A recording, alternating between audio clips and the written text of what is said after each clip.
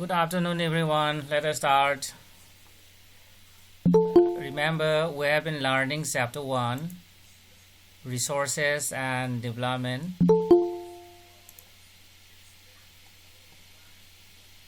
So today we shall discuss about development of resources. Now I shall share my screen.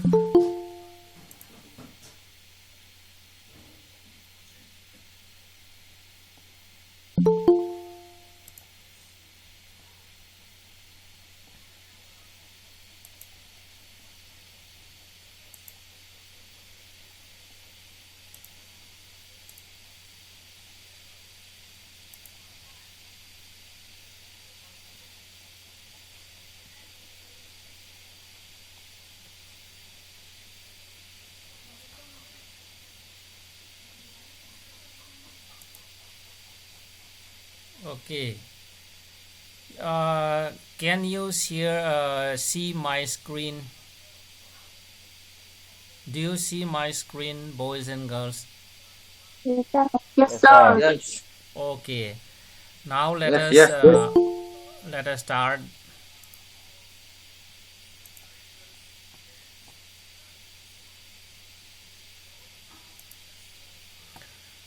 So last time we discussed about the concept of resources, then various types of resources. Okay, and now we shall start with the discussion on development of resources. Here, development of resources means utilization of resources. Okay, so let us read. Resources are vital for human survival as well as for maintaining the quality of life. We know that we need resources for our survival and to live a decent life. Okay, to live a decent life we need resources. Now we are using mobiles, laptops, air conditioners, fans. All these are derived from resources, and that is why it is said that resources are very important for the survival of human beings as well as to live a decent life. But once we thought that resources are free gifts of nature, and as a result human beings use them indiscriminately, and this has led to the following major problems. Okay, human beings thought that resources are free gifts of nature, and that is why we use our resources indiscriminately.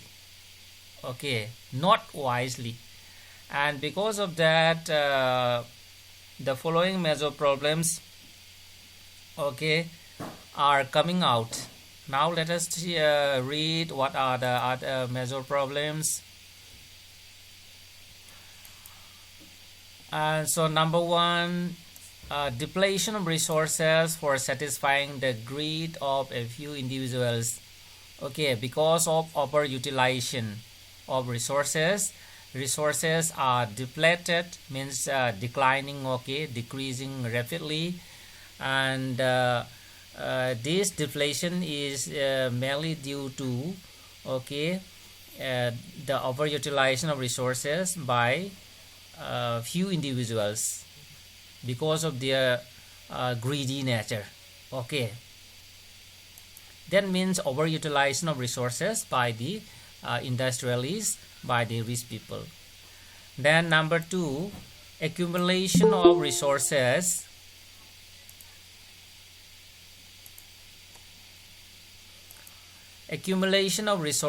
in few hands, which in turn divided the society into two segments, that is haves and have-nots, or rich and the poor.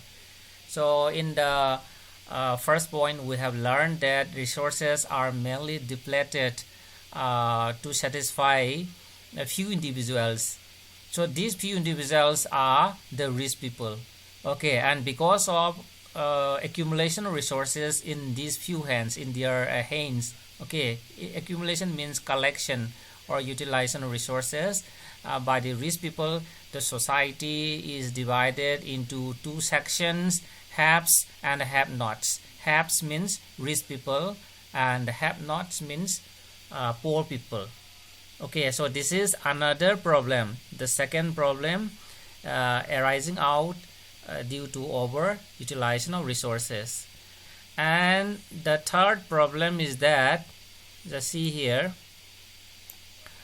indiscriminate exploitation of resources has led to global ecological crises, okay, such as global warming, ozone layer depletion, then environmental pollution and land degradation. So because of overutilization of resources by the industrialists, okay, we have this global ecological crisis like global warming, that is the rising of the Earth's atmospheric temperature because of increased concentration of carbon dioxide in the atmosphere. Then ozone layer depletion. Okay, I think you might have heard about ozone layer depletion. Still, we may discuss how ozone layer is depleted. So you may see this diagram. I think you may be knowing that the lowest layer of the Earth atmosphere is the troposphere, and above the troposphere we have the stratosphere. Okay, we have the stratosphere. In the stratosphere we have the ozone layer. Okay, and I think all of you might have learned about the usefulness of ozone layer, because ozone layer protects these ultraviolet rays. Okay, and we have mainly two main types of ultraviolet rays, A and V, and these are protected, okay, sealed by the this ozone layer, thus protecting the Earth's surface. And now let us see how the ozone layer is destructed. Say because of pollution, okay, because of pollution, so different types of gases are injected into the atmosphere. See, here we have the CFCs, ICFC gases, and then halogens, then methyl bromide. So all these are injected into the atmosphere by various human activities.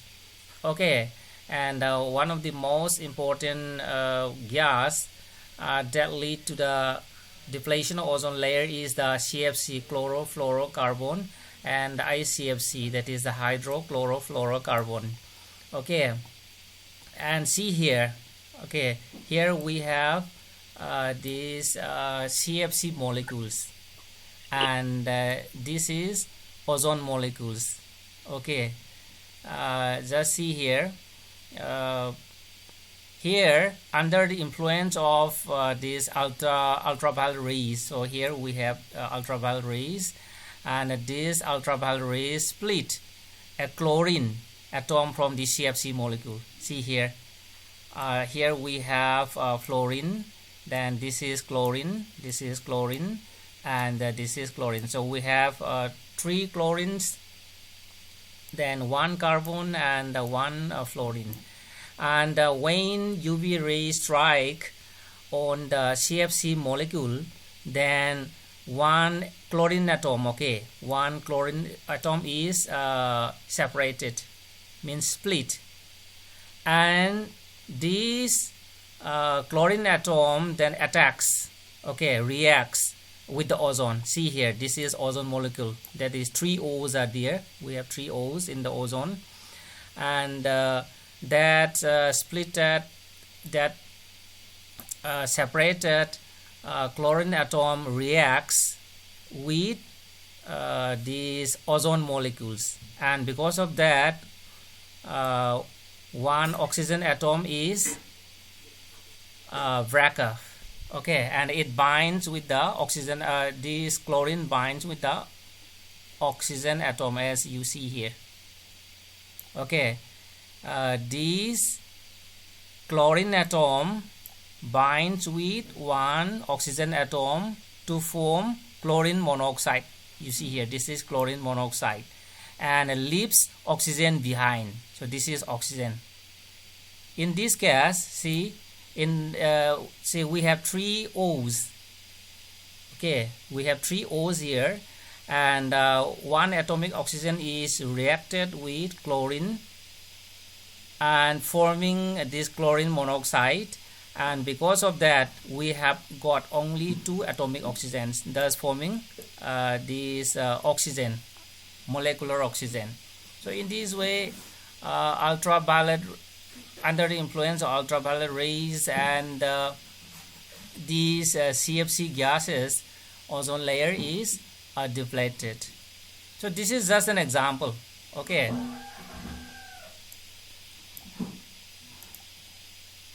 and we have environmental pollution. You might have learned different types of pollution.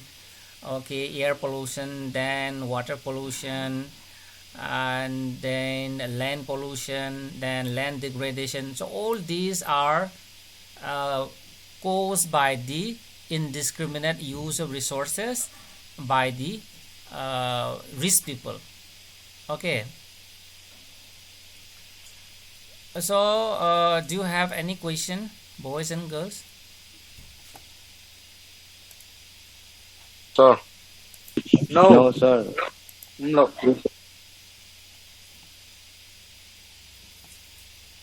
Okay, then let us continue. See, we know that resources are not equally distributed. Just see here, resources are not equally distributed, and at the same time, if the present trend of resource depletion by a few individuals and the countries continue, the future of our planet is in danger. So we have learned that resources are mainly utilized by the rich people, and because of that we have a different global ecological crisis, and if this is continued, then in the future our planet will be in danger. And therefore resource planning is essential for sustainable existence in all forms of life, and sustainable existence is a component of the sustainable development. So to solve the problem of global ecological crisis, okay, we need to understand the concept of sustainable development and apply the same. So what do you mean by sustainable development? I think you might have learned in economics classes also, but again let us read.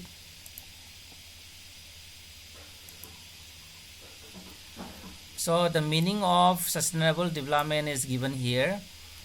Sustainable economic development means development should take place without damaging the environment, and development in the present should not compromise with the needs of future generations.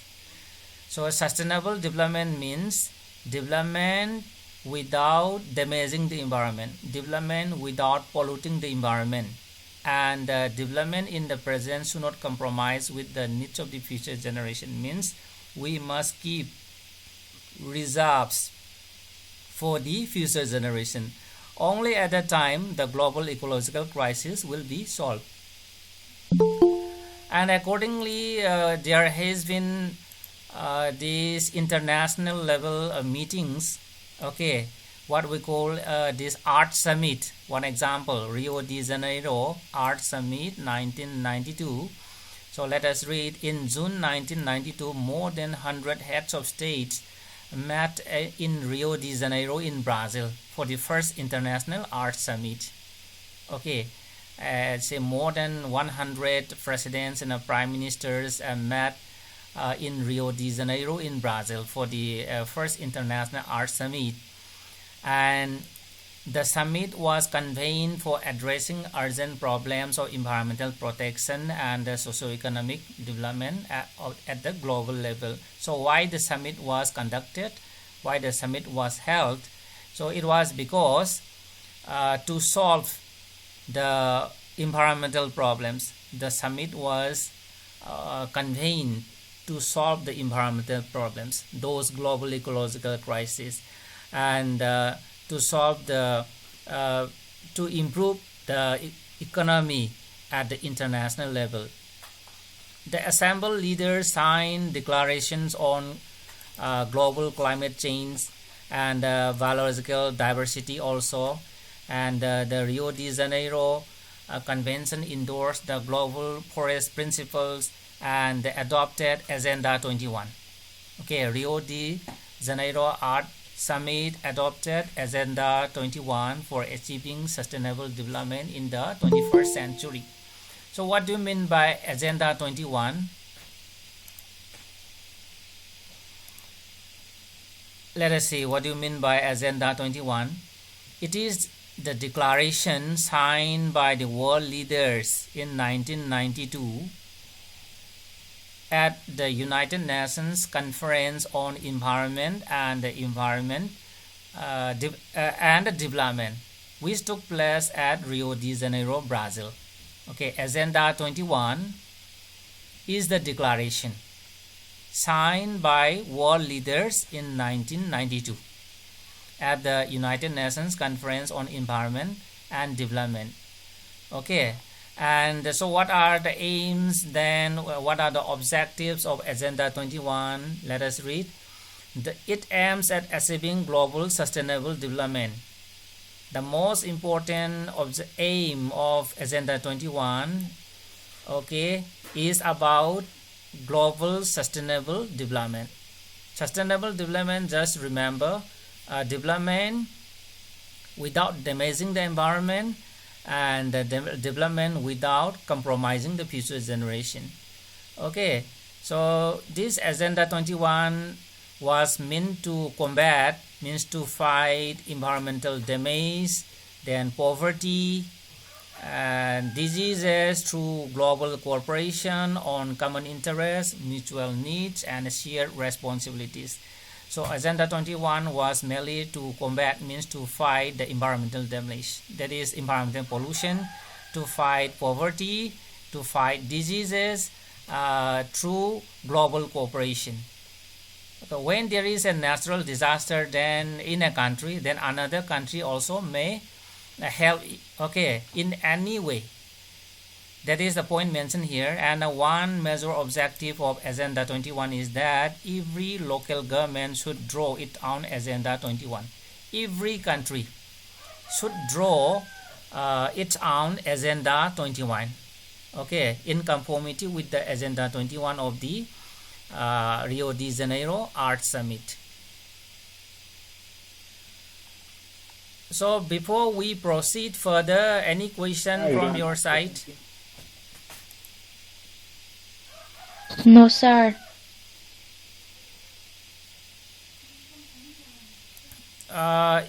Still my screen is visible, right? Still my screen is No. visible? No. Yes, sir. Not visible? It's visible, sir.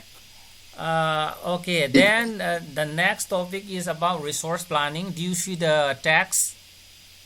Yes. Okay, then let us read. Here in this section, we shall learn what do you mean by resource planning and why is resource planning important in a country like India. Okay, so what do you mean by planning, or what do you mean by resource planning is given here. Planning is the widely accepted strategy for judicious use of resources. So resource planning is a strategy for the wise use of resources. Judicious means wise, okay, wise use of resources. And a strategy means an elaborate and systematic plan of action. Okay, and why resource planning is important in a country like India is given here. So it has importance in a country like India, which has enormous diversity in the availability of resources. That means the distribution of resources in our country is not uniform. Then there are regions which are rich in certain types of resources but are deficient in some other resources. Okay, so there are some regions which are very rich in a particular type of resource, and there are some other regions which are deficient in some other types of resources. And there are some regions which can be considered self-sufficient in terms of availability of resources, and there are some regions which have acute shortage of vital resources. Still, there are some states which do not have resources, and there are states which have enough resources. So, for example, the states of Jharkhand, then Chhattisgarh, Madhya Pradesh, okay, are rich in mineral resources and coal deposits. Our screen is not visible. My screen is not visible. Yes, sir. Okay, then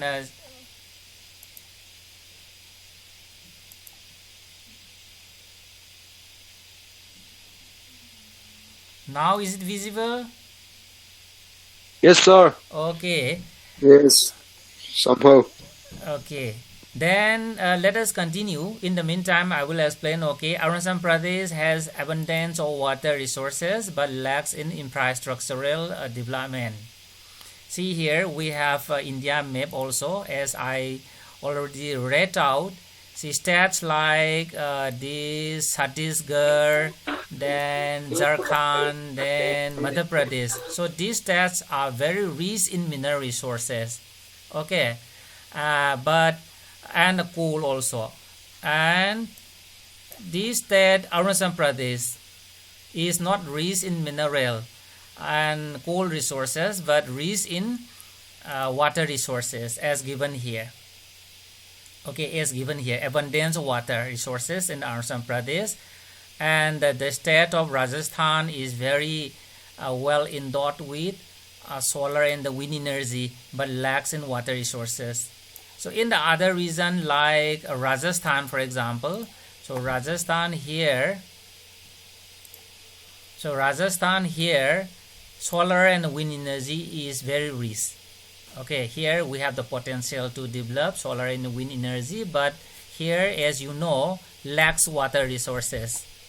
So in this way, distribution of resources in India is not uniform.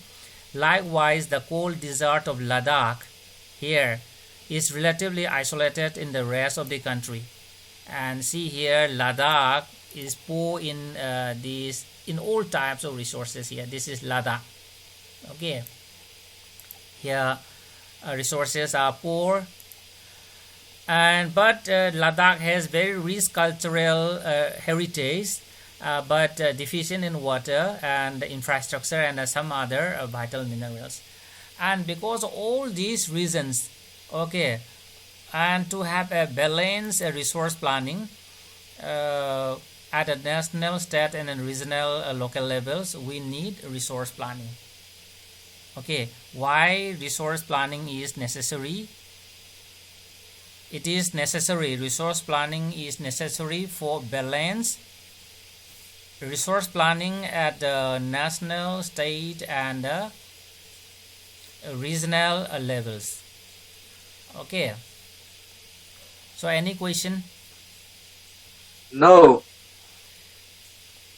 And next we have this another lesson topic, that is resource planning in India. So what are the different steps of resource planning? You know, we have three important steps in resource planning. Resource planning is a complex process which involves number one, identification and inventory of resources across the region of the country. So the first important step for resource planning is identification and inventory of resource across the region of the country, and this involves surveying, mapping, quantitative and qualitative estimation, then measurement of resources. It is like this.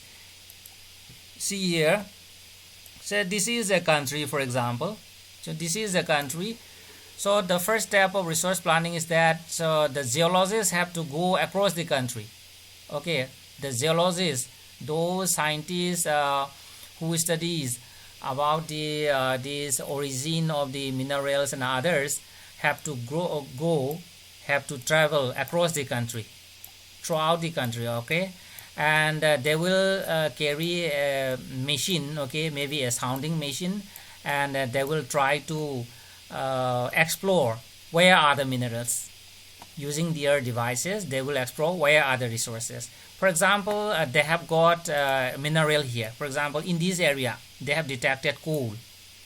Then after detecting, so they have detected that here in this place, coal is occurred. Okay, coal is occurred. Then after having known that that area coal has occurred, then what to do? Then they have to identify the type of the coal. See here. Here, the geologists, the scientists have to identify.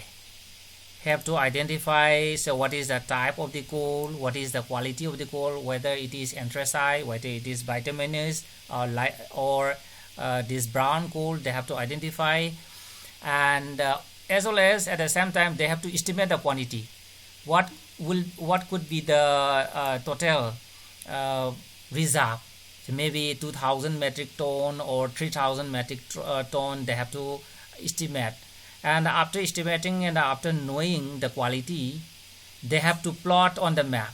Okay, on a fresh map. For example, this is a new map, and on this new map, so using symbols and other things, they will locate. They have locate. Okay, say for example, let us represent it by a star, and accordingly they will prepare a map. Here, coal is occurred. So this is the first step of resource planning, and the second step is that evolving a planning structure endowed with appropriate technology, skill, institutional setup for implementing the resource development plan.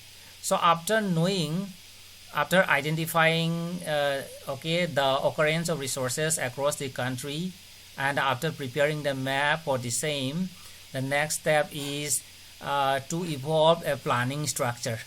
What type of technology can be used, what type of skill can be used, and what type of industries can be set up there. So this is the second step.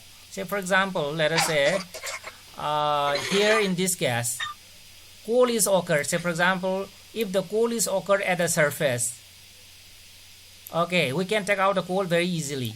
And if the coal is occurred just below the ground, deep below the ground, say for example this is a CMO coal, then the technology to be used here is different. Say here we have to dig very deep sub tunnel, then we have to use different other techniques, devices, trolleys, then cranes, so many things they will require. And so this is to be done in the next step.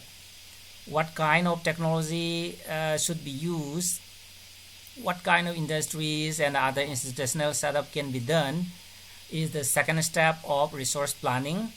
And in the third step, okay, matching the resource development plans with the overall national development plan. Resource development plan of a country should be matched with the economic development plan of the country.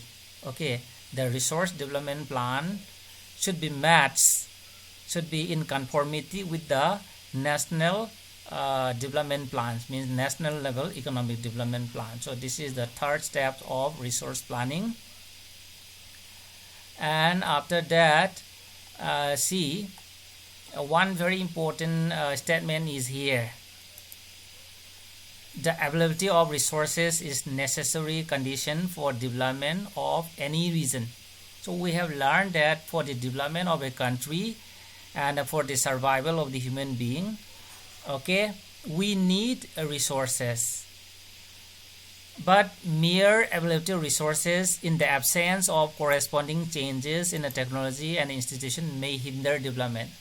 But at the same time, if we don't have appropriate technology to use the resources, then that country cannot be developed. Say for example, here, let us say here, in this case, okay, in this case, let us say here, very rich mineral resources are found. But here in this that, if the technology is very poor, then the utilization will not be or cannot be done. So for the utilization of resources, we need this technology, and if technology is not there, if skill is not there, then even though there is enough resources, the reason will be poor. Okay, see here, there are many reasons. See here, there are many reasons in our country that are rich in resources, but these are included in the economically backward reasons. In India also, there are many states very rich in mineral resources, but due to lack of technology, those people are economically backward. So for example, you may cite example of this Orissa, for example. Orissa, very rich in mineral resources. Jharkhand, very rich in mineral resources. But the people there are very poor because they lack skill and they don't have technology to develop. And here the resources are utilized by the rich people only, okay, by the haves only, and that is why these two states are coming under the economically backward reasons. Okay, that means ultimately you have to know is that, okay, resources can contribute to development only when they are accompanied by appropriate technological development and institution. Do not forget this statement.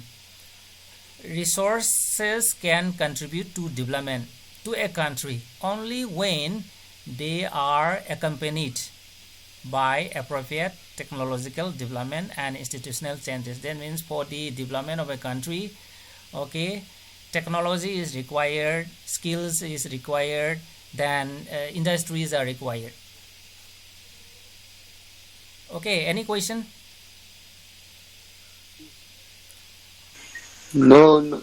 Okay, then the last part here, conservation of resources. You know, conservation means wise use of resources, and here we will discuss only one main question, that why is conservation necessary in a country like India?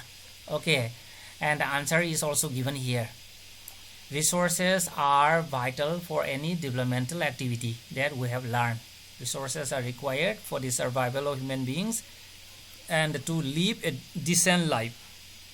But irrational consumption and overutilization of resources may lead to socio-economic and environmental problems.